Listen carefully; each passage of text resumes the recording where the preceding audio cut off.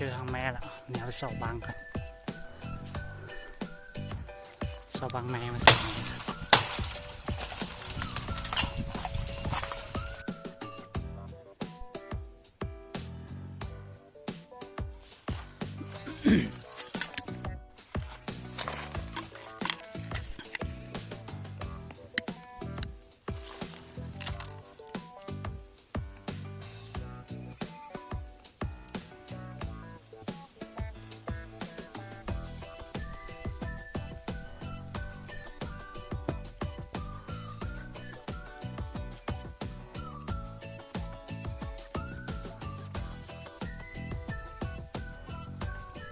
เป็นสั้นอยู่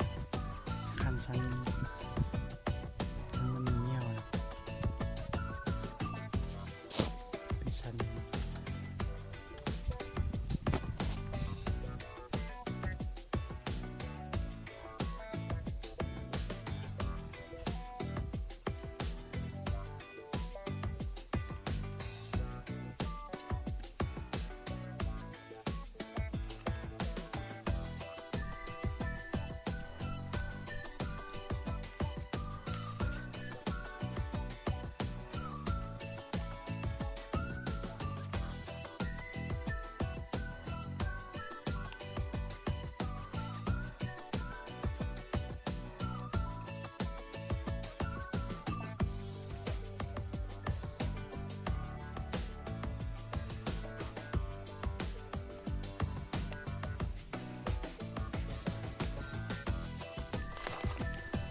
ลายขนาดเลย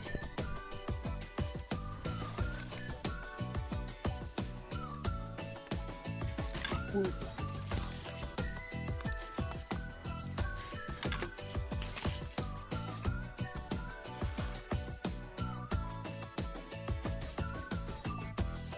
นแรงถึง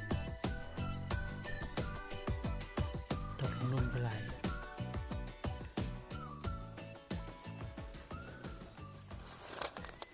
ในโซน3 ตัวลงมันจะฟันตัวนี้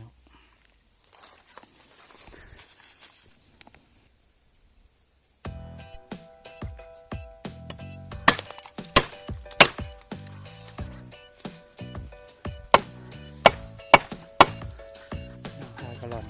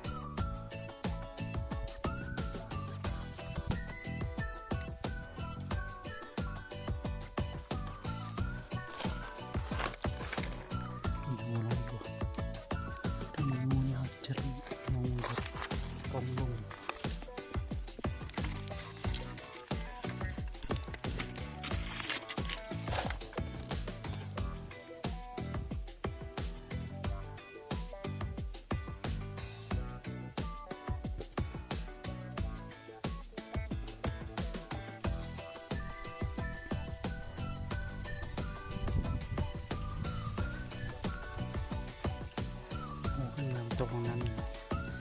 เนี่ยก็อยู่ข้างทาง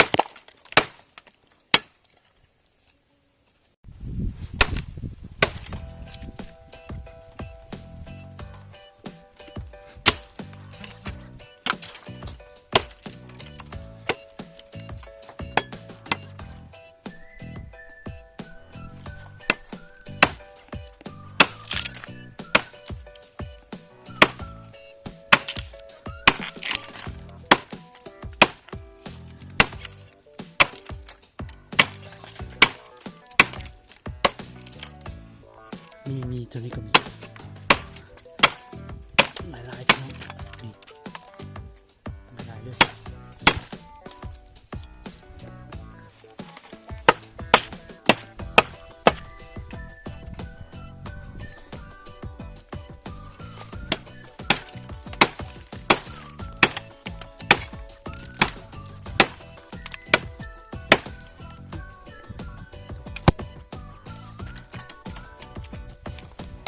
เก็บกัน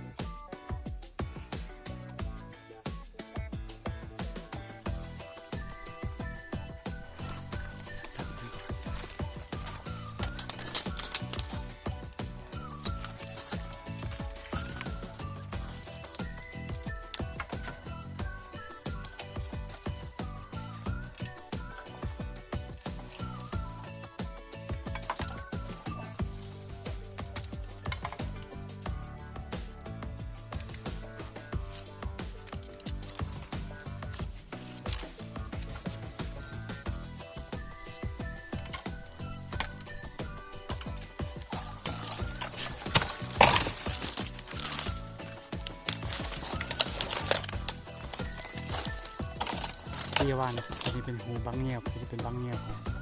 แล้วแม่มันจะอยู่ป้องเทิงหรือป้องลุ่ม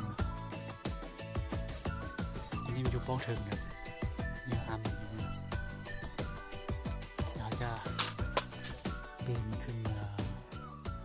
ตักเบิ่งว่าจะอยู่เทิงหรือป้องเทิงหลายชั้นเลยตัดเป็นกันนี่อยู่หันเลยนะนี่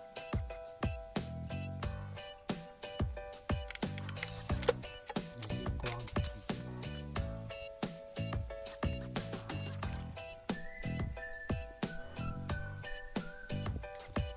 กว้างถึงนะ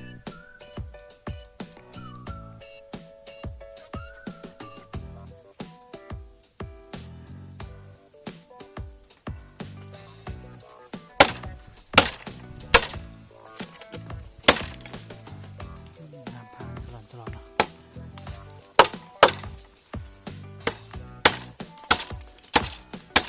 โอ้ฟันแห้งพุ่นเลยป้องเลยอุ้ย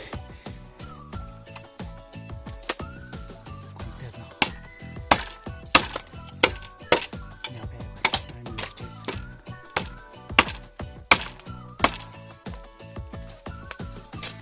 นี่นะหูจะไม่อยู่เนาะหูอากาศเนาะหายเติบเนาะไหลลงมาแล้วเนาะ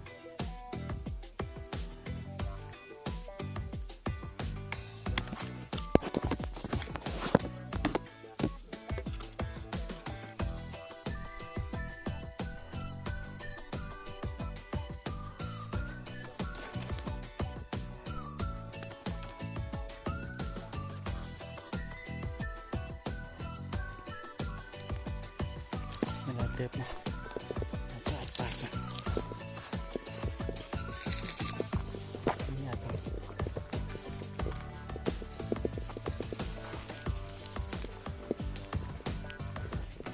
เพื่อว่าอากาศเข้าหลายเกินไปเนาะ